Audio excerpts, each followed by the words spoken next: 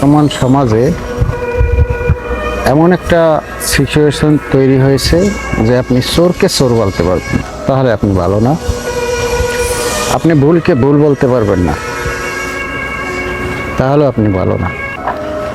কোনো কর্মে আপনি অন্যায়কে অন্যায় বলতে পারবেন না। আবার মানুষ যা না, নিজে যা না, সেটা মানুষের সামনে উপস্থাপনা করা। যে শেখ হাসিনা পালিয়ে যাওয়ার পর 5 তারিখের পরে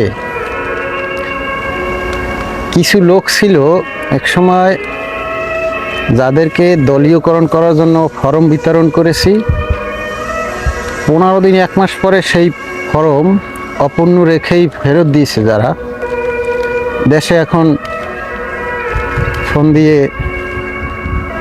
জিজ্ঞেস করি তারা নাকি কমিটি আর তারা নাকি ত্যাগী নেতা।